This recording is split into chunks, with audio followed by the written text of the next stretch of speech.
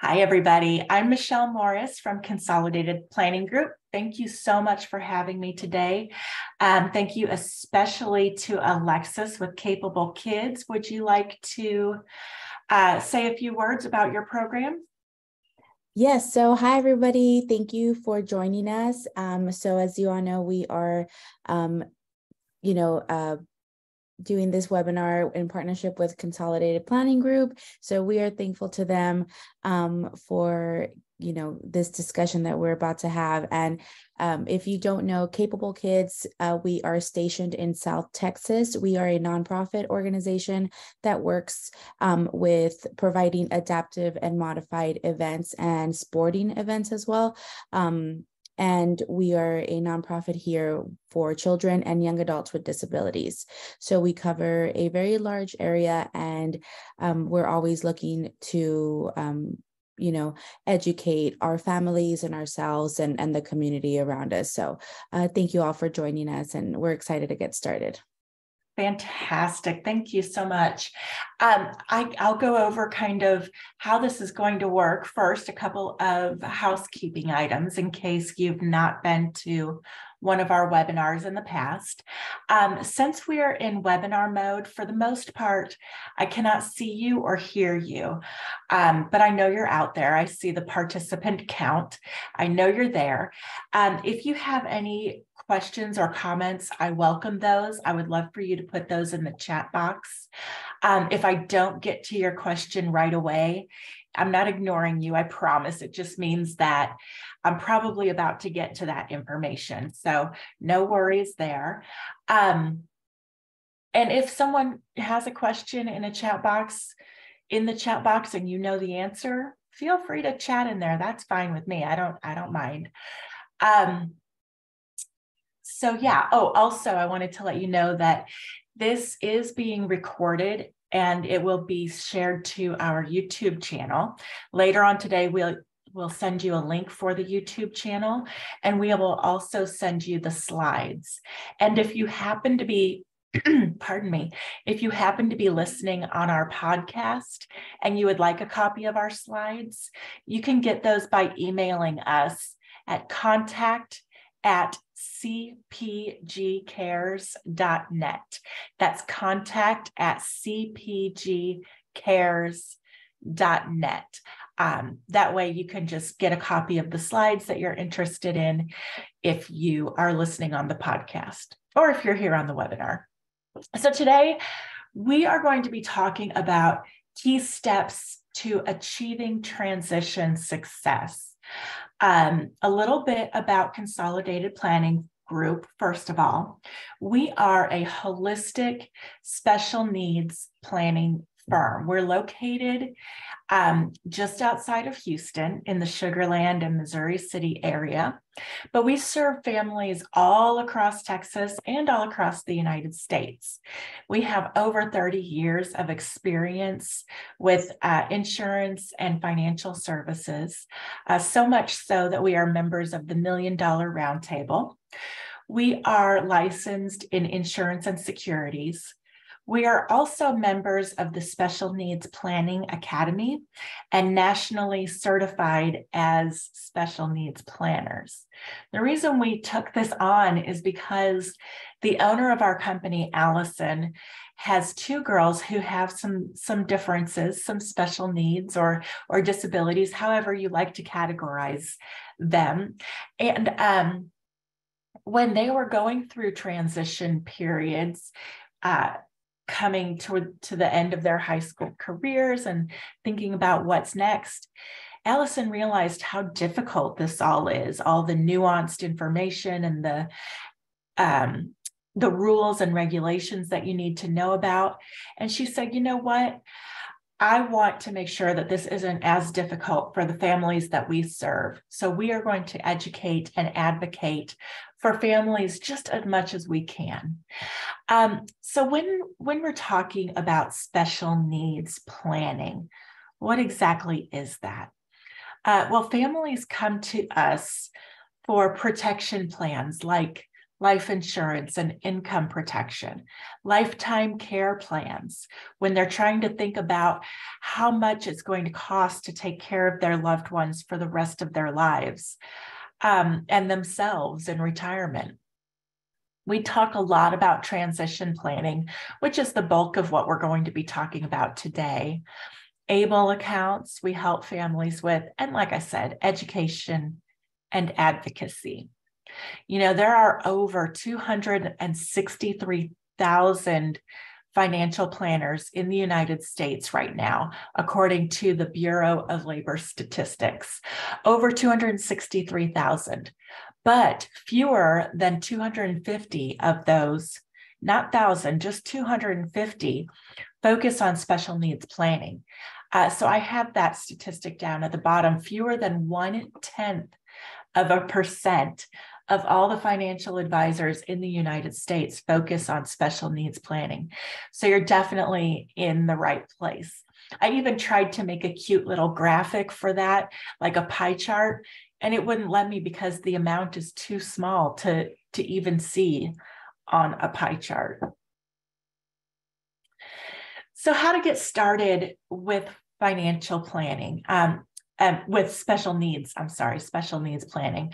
We're going to talk about things at kind of a higher level today because there's a lot to go over. But if you have questions, like I said, you can put them in the chat box, or you can reach out to our company later and we're happy to help you. First of all, we suggest that you develop a letter of intent. We're going to talk about exactly what that is. Work with a special needs planner to help you formulate your plan for the future, and work with an estate planning attorney who is well-versed in special needs matters. You know, you don't want to, oh, my cousin is an attorney. He's a real estate attorney, but he said he could draw up a trust for me for cheap, so I'm just going to use him. Well, that's great, but you might end up spending more money to fix what the cheap attorney does if they're not sure of everything that needs to be in there. If they don't do it correctly, you might spend more to fix their mistakes, or they might cost you money in other ways, in benefits that you miss out on because it was not properly set up. You really want to focus on experts in the field to add to your team. You want to gather up all your planning documents. What do you have in place already in terms of your will, your trust? If you have a special needs trust, if you have an ABLE account, what savings accounts do you have set up? What investments? Kind of take a look at where you are right now, and then you can move forward from there once you know where you stand. And think about your vision of how you want life to look, not just for you and your future in terms of retirement and your time that you have on this planet after you're finished working. What are you going to do? But also what you want things to look like for your child. Do you want them to be more independent and maybe be able to work? Do you think that they're going to be able to work? Do you prefer that they live maybe in a community of their peers and have a job there, or just live in a community with no jobs? There are a lot of options out there, and our webinars help people decide on those options. So I hinted at a letter of intent earlier, and this is something that is very important because it helps you plan and prepare for your child's future for when you are no longer available to take care of them. It actually helps ensure that your trustee or successor guardian, whoever is going to step in once you're gone, knows about your child, their functionality, their abilities, their interests, and their particular likes and dislikes. So this is a list of things that should be in your letter of intent. Now, before my career in financial advising, I graduated college to be an English teacher. So I did a lot of helping people write. So let me give you some advice from an English teacher perspective on writing this letter of intent, because maybe writing isn't your thing. What I would do is on my laptop electronically, start off with the facts about your child. Name, birth date, birthplace, hospital, doctors, diagnoses, medications, all of those kinds of things. Start with that. And then it will naturally kind of lead you into other aspects of their life. Once you discuss the facts, you can get into the more interesting information, like what benefits do they have in place? I mean, that's a fact, right? What do you hope for their living arrangements in the future? What accommodations do they need? What does it take for their bedtime routine? Is there a bedtime routine? What are their established routines in other areas of life? Is there, a certain meal that they particularly love, or things that they will not have anything to do with? Do they have any employment history? What about their personality and their habits, both good and bad? Spirituality, recreation. Who do you see as stepping in as legal guardians in the future, or other caregivers? Where is the important information located? Like information about banking and the trust that you have set up for them, or the ABLE account. Just really, what makes them have a great day? What makes them break down? What do you do if they're breaking down? All of that kind of stuff should go into your letter of intent. And like I said, put it on your computer so that you can easily go back and edit it. But then I would print the most updated version, and feel free to revisit it a couple of times a year, maybe, as your family grows and changes, as your child's needs grow and change. You can add and take away easily if it's on your computer, and then just print the most recent version and have that available for whoever might need it. And make sure you let them know where to find this letter of intent.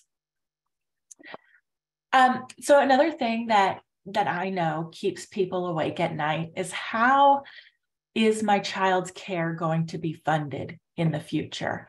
That's something that we help with a lot. That keeps a lot of parents up late at night. So several things to think about, and we're going to go through these items, but make sure that you preserve their eligibility for state and federal programs. We're talking about SSI, SSDI, Medicaid, Medicare. If you have too much money saved for your children in the wrong places, it could jeopardize those benefits for them. You should establish a special needs trust for their future care. And then your current life insurance and whatever assets you have can provide funding for that trust. Another place where you can have money that will not affect their benefits is an ABLE account. And like I said, we'll get to that in just a moment. So let's start with SSI as we're going through all of these benefits.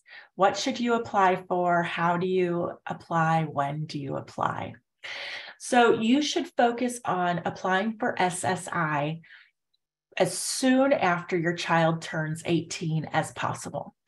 So sometimes the office gets a little behind. You can call, you can go in, or you could apply online. You want to set that appointment up, however you choose to do it, for as soon after their birthday as possible. We suggest, and they suggest, that you work online. It's going to be easier. And if you log in and you set up an account and you start your application, it will save the date of the application, even if they don't get to approving those benefits until later. So once they do, they'll backdate those benefits for you. So, if they get a little bit behind and you register in June, but they don't get to it till August. As long as they qualified back in June, you'll get those payments. You want to, when you're applying, make sure that you have evidence that your child has a disability that began before age 22. That's important for many things, for Medicaid, for SSI, for future benefits. Once you start drawing your Social Security, it's important. You will need to have your physician's name and address and phone number, have your diagnosis history, what medications your child is on and what those are for. If your child has worked at all, they'll want to know about their employer, how much money they made, and they will want to see the last 3 months of bank statements for your child's banking. That's if they had a job. And you might even want to contact your primary care physician or your children's specialists and see what is in that medical record, because they're going to call and get those medical records and take a look at it. And what you want to know is everything in there, is there enough in there to show that your child has this disability? Is it all in there, all of their diagnoses? Is it in the record? And if not, your doctor can fix that for you before the Social Security Administration takes a look at it. So after you apply, there are some things that are going to happen, and it can be quite frustrating. So we want you to know ahead of time. One thing that people don't know is that when you apply for SSI benefits, which is Supplemental Security Income, they also fill out an application for you for SSDI, which is Social Security Disability. But you might not qualify for SSDI. As a matter of fact, when you're filling out your SSI application, at that point, most people don't qualify for SSDI. And you don't even know that they're filling out both applications at the same time. But what's going to happen is you might get a letter that says you've been denied for benefits. Those are for SSDI. The letters look the same. The font and layout look the same, but there's something at the very top in, probably teeny tiny writing that you don't notice, and you're going to get mad and you're going to say, of course, my child should get SSI benefits. So don't panic. Take another look at that letter and see if that's what they're talking about. A decision on SSI can take up to 6 months or sometimes even longer. Once they get your application, and then they go for the doctor's records and all of that. So once your application is filed at your local Social Security office, they're going to send that file to Austin to the Disability Determination Services. And they're going to go through your application and process that information. They request and review those medical records and look for evidence of that disability. So if things are taking a little bit more time than you would like, and you would like to check in on things, I would say maybe 2 or 3 weeks after you apply with your local office, you can call DDS. Their phone number is here. You'll get these slides later on today. You can call them and say, hey, have you received the file? Have you received my loved one's medical records? Which doctors have replied and which doctors have not? Who do I need to poke and prod and say, hey, get these records sent in? And then that way you can help make sure things get done in a timely manner. As we know, with loved ones who have a disability, we have to be their squeaky wheel sometime and get things done for them. Now, there are other Social Security Administration benefits, SSA benefits, that will come in the future. One of those, like I mentioned, is SSDI. This is the other application that gets filled out at the same time as SSI that you're probably not going to qualify. Here's why you won't qualify for SSDI right away. SSDI is meant for People who have Social Security benefits have that record built up. So this is where if your child works enough credit hours to get their own Social Security, they can turn on their SSDI under their own record. If they cannot work or have not worked, but the parent has earned enough credits to get their Social Security benefits, and the child is disabled and can't work, then the child can draw from the parent's record. And this is called a disabled adult child benefit. It was called that for about 40 years. Some people still call it that. Some people have switched over to the new name for it, which is child disability benefits. Some people refer to it as SSDI or even RSDI. So there's a lot of different acronyms that can all kind of refer to the same thing. So what this looks like is the parent either retires and turns on their Social Security benefits, or becomes disabled and turns on their Social Security benefits, or they pass away. When any of those three things happen, your child can draw from your record. And after 24 months of being on drawing from the parent's record, then they will get Medicare. They'll be eligible for Medicare. So at first, when that happens, your child will be able to draw 50% of what your full retirement age income would be. They'll get 50%. And then when you pass away, your child will be able to get 75%. And that lasts for the rest of your child's life. There are family maximums. You know, if you have more than one child who has a disability and is drawing from your record, and if you have maybe your spouse is getting spousal benefits or child in care CIC benefits, those can all draw from your family maximum. And you want to be aware that there is a maximum that you might hit if you have too many people drawing off of your record. I don't see any questions yet, so I'm going to keep going, but feel free if you have any questions to put them in the chat box, please. So how do you protect your child's benefits and make sure that they're going to get all the benefits that they deserve? First of all, you want to make sure that you have your assets and your child's assets in the right buckets. That's how we refer to it.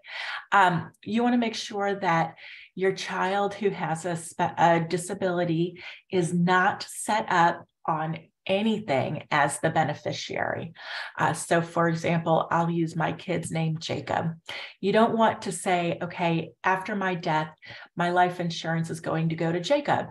I don't want to have him listed as the beneficiary with my life insurance company.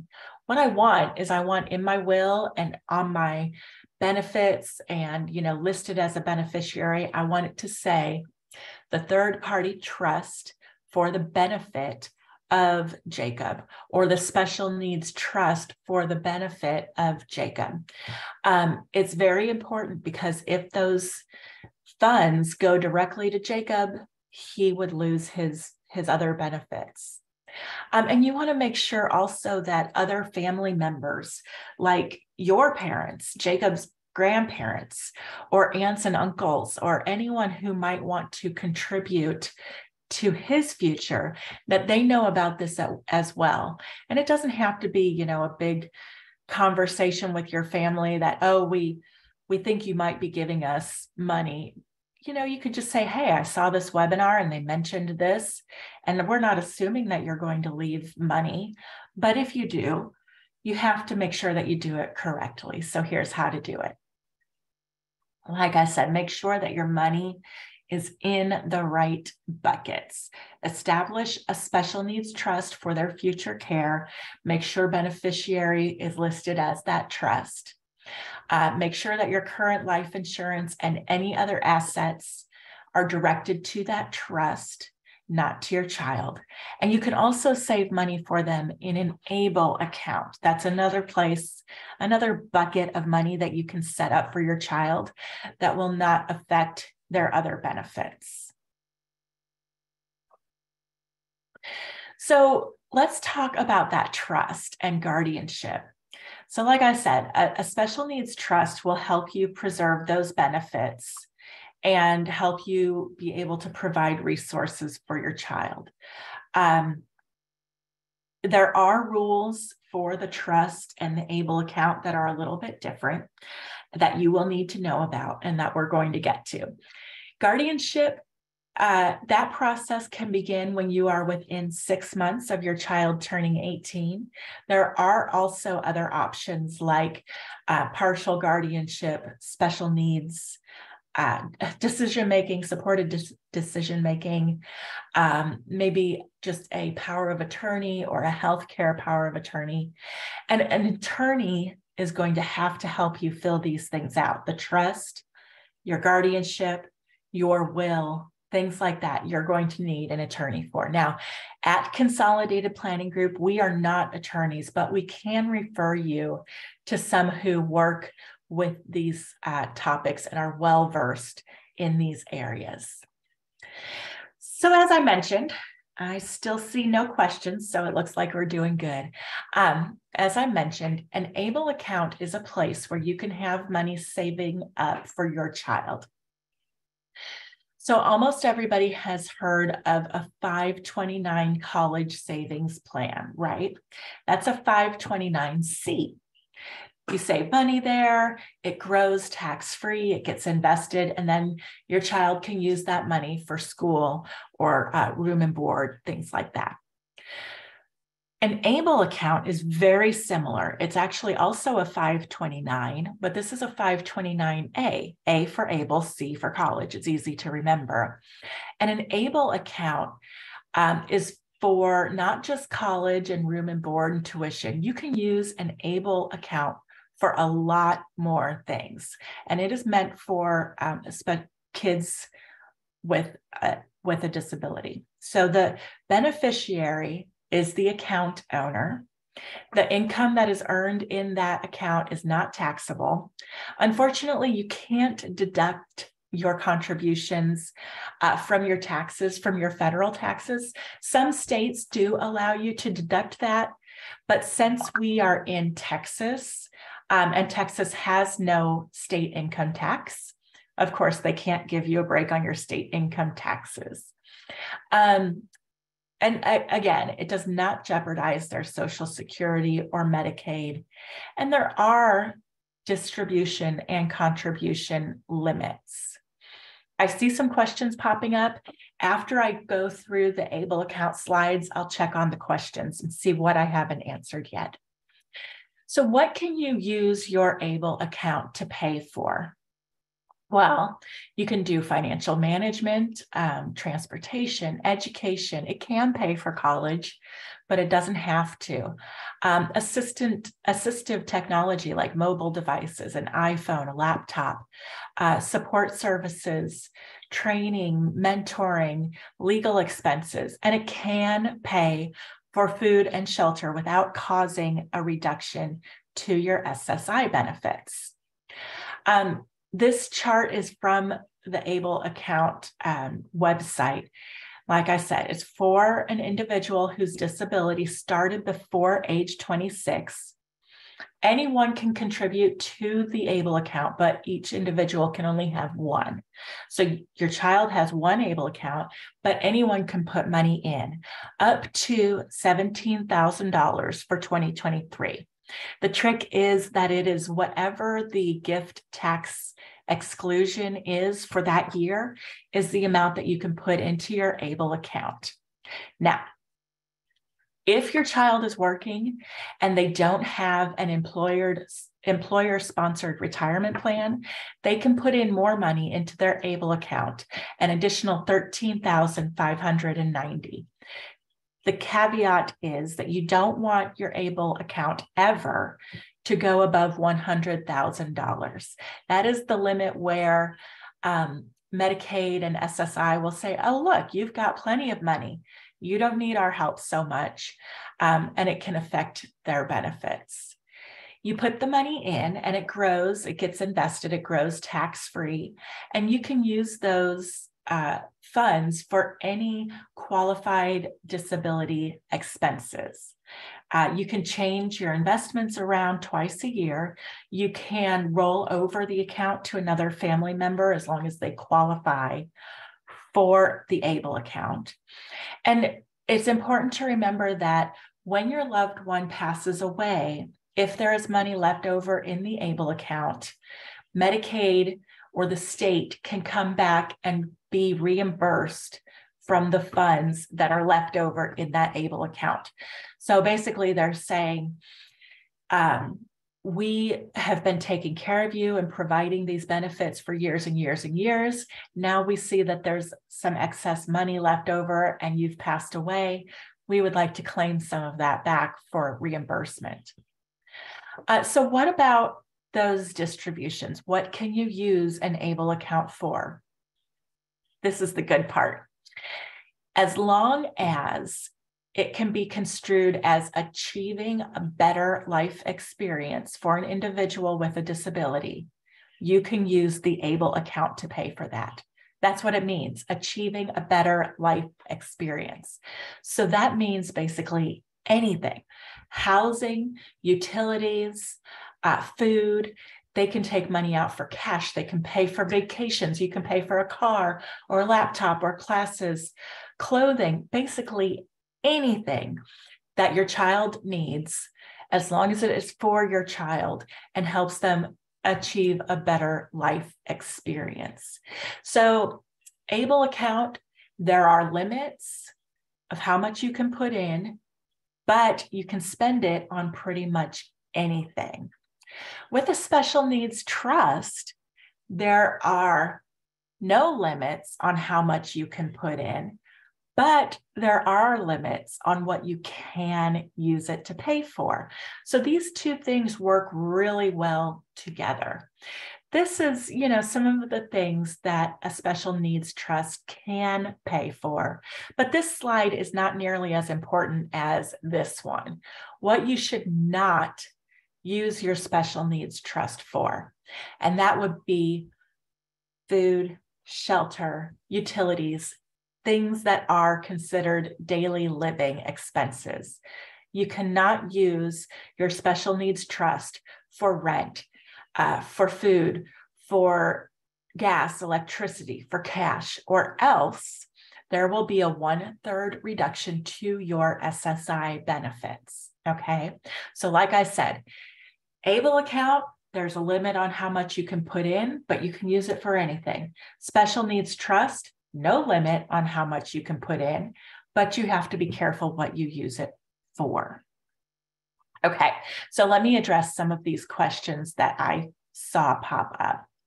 We set up a supplementary trust for our daughter in Minnesota when we lived there, as well as a will. Are they still valid now that we're living in Texas? So there are over 40 different ABLE accounts all over the United States.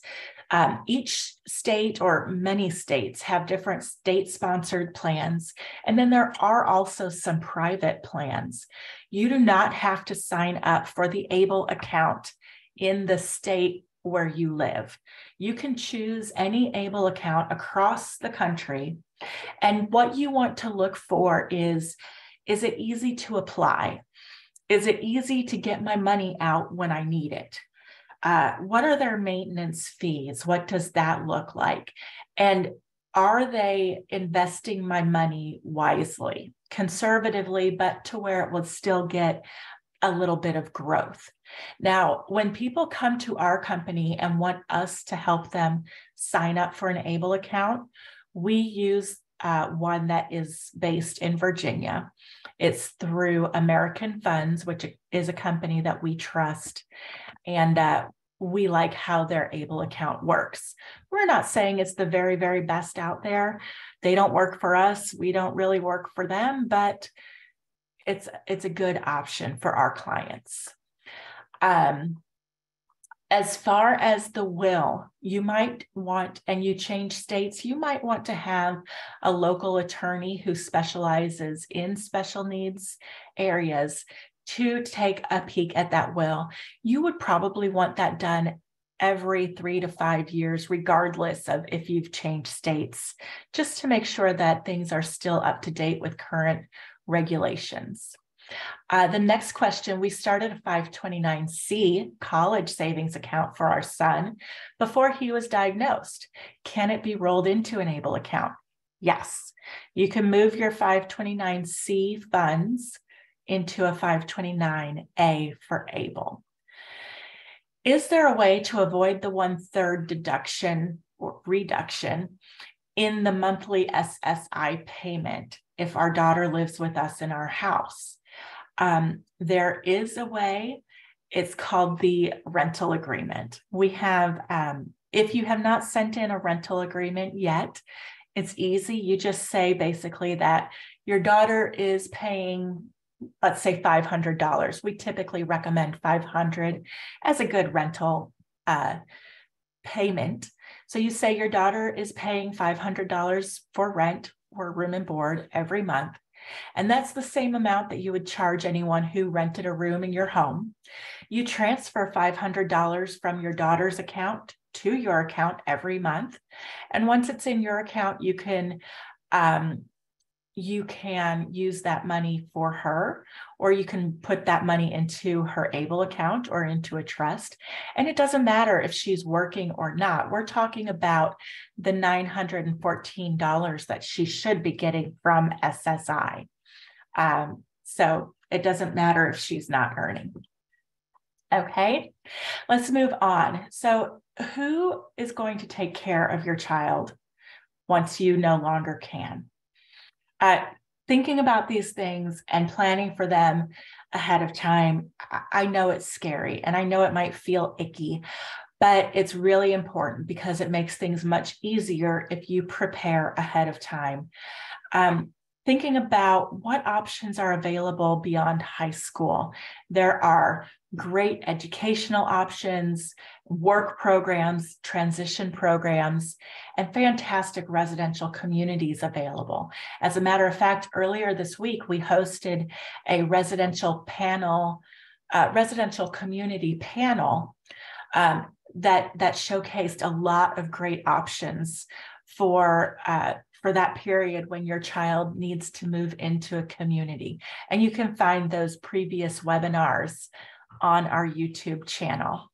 You want to start looking at those and considering where your child might go, because it's different for every community, who they serve, what kind of payments they accept, whether they accept waivers or if it's private pay only.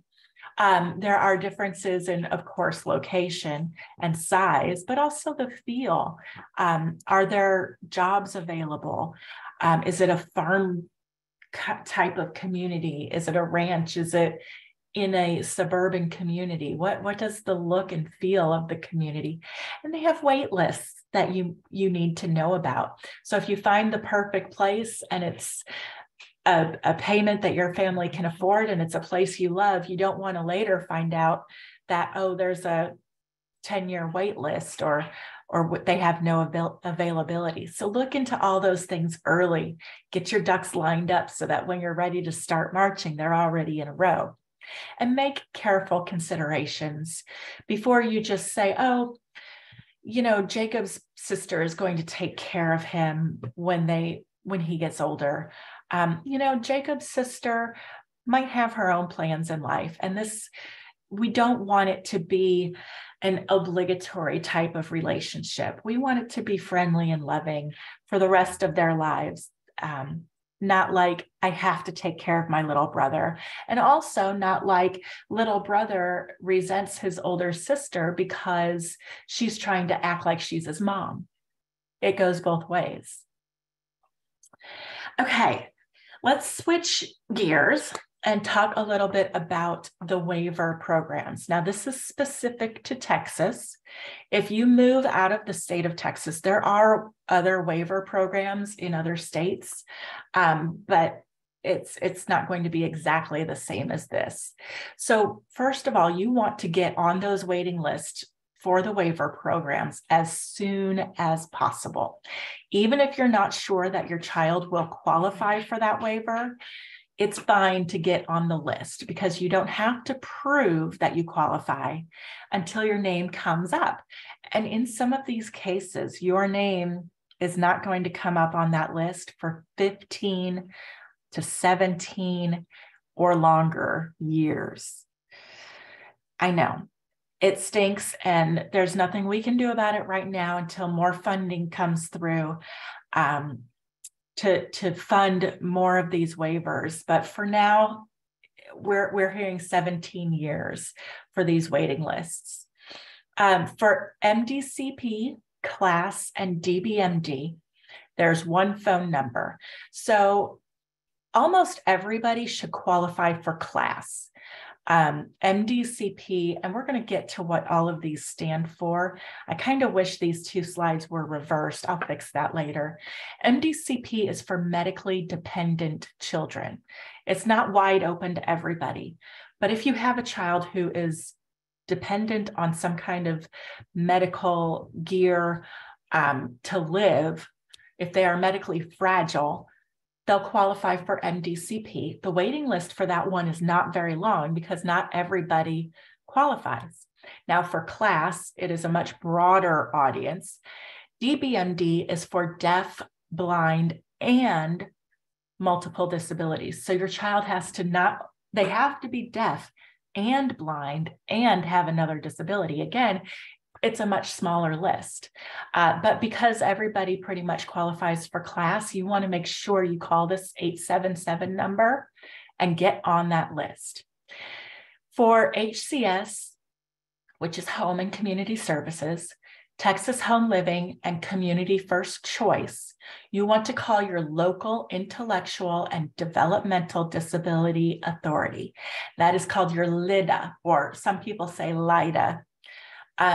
Your local authority. These are things like the Harris Center in the Houston area, Bluebonnet, MHMR, Texoma, that they have names like that. So if any of those sound familiar, that is your LIDA. You can look by county and figure out who your LIDA is. Everybody should also get on the waiver waiting list through their own LIDA. And if you move counties, your LIDA will change. So you're going to have to let the new LIDA know that you're there and let the old one know that you've moved. Okay, you're not going to lose your place in line. You will keep your place in line, but they need to be able to find it where you are. And finally, STAR Plus is a waiver program for medically dependent children who are, medically dependent adults. So after age 21, they'll switch over to STAR Plus. So if your child is about to be 21 or over the age of 21, you can call that 877 number instead. So what are all of these different waivers? There are 8 different waiver programs in Texas. They serve people who have a disability, and the point of a waiver is to provide funding to you to help keep your child out of a state-run facility, keep them in your home and in their community. That's why they're called home and community-based services. They want you to get services in the home, in the community, and not in a state-run facility.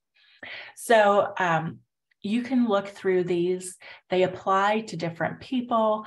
There are different age ranges. For example, like I said, the STAR Plus program is over 21 and over. DBMD is for deaf, blind, and multiple disabilities. Texas Home Living serves a wide variety of people. So you can look through these through this list and find the waiver that best qualifies for your family, and get on as many of the waiting lists as you possibly can. Okay, so a few things to keep on your radar as you're going through the years, you're thinking about how to plan for the future of your child. And I only have a couple more slides left. We do have about 15 minutes left, so we have plenty of time for questions if you want to get your questions in the chat box. All right, so think about developing that special needs care plan. Work with your team of professionals, your special needs planner, your special needs focused attorney, your doctors, your therapists, your psychologists, psychiatrists, whatever it is, those professionals that you work with, your CPA. Make sure that they're all in the loop, and that even though it's difficult, sometimes for the right hand to talk to the left hand, make sure you're keeping track. You be the quarterback, and make sure that you have the pieces in place. If you need help with that, I know a great company you can call. Think about the future cost of care for your child. We run estimates based on what level of care your child might need in the future to help you figure out, how much is it going to cost in 10 or 20 or 30 years to take care of your child? And then how long is it going to be? Does your child need care for 20 or 30 or 40 years? How much is that going to add up to? Get on those Texas waiver interest lists as soon as possible. We help people understand and recognize the differences between SSI, SSDI, other Social Security benefits that your child might qualify. Apply for them correctly and at the right time. We can help you with an ABLE account. Remind you that beneficiaries cannot be your child. It has to be their trust. And for those special needs trusts, keep in mind how to fund those. And remember, or here's a special note, maybe not remember, but if child support is a situation in your life, you need to know that any child support beyond age 18 needs to go to a first-party special needs trust for your child. And with a special needs trust that is a first-party, a Medicaid drawback clause will be in there. And I can explain that if you have questions, because there's a difference between the first-party special needs trust where Medicaid can reclaim money and a third-party special needs trust where they cannot claim money. And there are differences in what money goes where. Okay, as I mentioned about residential living, tour communities early, see which ones would be a good fit for your family and what their wait times look like. When you're considering guardianship or alternatives to guardianship, like a power of attorney, healthcare power of attorney, or supported decision-making, that process can begin when you are within 6 months of your child's birthday. You will need an attorney to help you with that. A note about POA and healthcare POA. My child, my oldest son, went away to college in Chicago. He doesn't even have any kind of disability or anything like that, but I got a power of attorney for him anyway and a healthcare power of attorney, because if something happens to him, I'm still in charge. He's still my child, even though he is legally an adult. If something happens, I want to make sure that I have the right to speak to the doctors on his behalf and make medical decisions, or to make decisions about his belongings, his banking accounts, his bills, if something happens to him. So I do have both a POA and a healthcare POA on my child, even though he is neurotypical. So it's something that you should think about. Also, those options that are beyond high school, there are so many things available to your child beyond high school. And you want to find the right options for your child. So, like I said before, we do webinars 2, 3, 4 times, sometimes 5 times a week. We're doing webinars with all of these helpful topics. You can use this link right here. It will be clickable, and it'll take you to the events tab on our consolidatedplanninggroup.com website. And you can see the list of all of our upcoming webinars, and you can get registered for those. If you're looking for webinars that we've already done, those are on our YouTube channel. And I'll have a link to that on the next slide. So real quick, here's our team. Again, we are members of the Academy of Special Needs Planners. We are National Social Security Advisors and members of the $1 Million Roundtable. We're located just outside of Houston.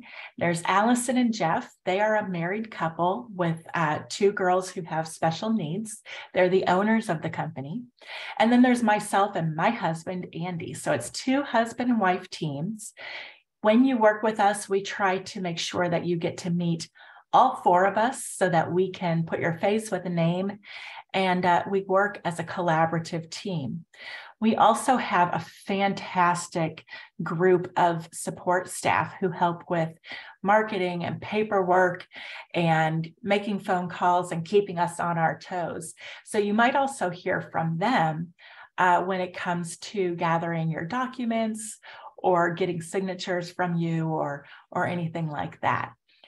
So what I want you to know as you're looking at these smiling faces is that because you registered for this webinar, you gave us your phone number and email address, we are going to reach out to you to see if you have any further questions about this topic, or if you would like to set up your own private consultation with us. It's completely free. And when we call, we're just doing our jobs. We're just seeing if you have additional questions or if you want to meet. Please don't hang up on these smiling people. We're just doing our jobs. If you don't want us to call you, the best way to do that is to just call us first or schedule your consultation with us. You can use the QR code that would take you to the calendar, and you can schedule your own consultation. You can call us at 281-690-1177, or you can email us. And again, you can email us for your consultation, or if you're on the podcast and you want to get a copy of these slides, and that email address is contact@cpgcares.net. You don't need to prepare a lot for this consultation. What we want to do is first to answer your questions. What's keeping you awake at night? What do you not understand? Maybe you're thinking, what did you say about ABLE accounts? We can answer all of those questions first. Then we want to get to know a little bit about you and your family, and we'll tell you how we work, what we charge, how the process goes, all of that kind of stuff. So truly, no pressure, no obligation with this consultation. Follow us on our YouTube channel, Instagram, our podcast, and our Facebook for more information as we go along. And that is it. I don't see any more questions popping up. Like I said, you should expect to hear from us in the next couple days if you don't get to us first. And I hope you enjoy the rest of your week. Again, thank you so much to Capable Kids for hosting us today, and to all of you for joining us during this past hour. We're here for you. I know that Alexis is there for you at Capable Kids, and she'll take great care of you too. So if there's anything you need, don't hesitate to reach out. Thank you. Thank you, everybody, for joining us. Thank you so much. Enjoy the rest of your week. Like I said, you'll receive an email a little bit later on today with this recording and the slides. Okay? Have a great week. Bye-bye.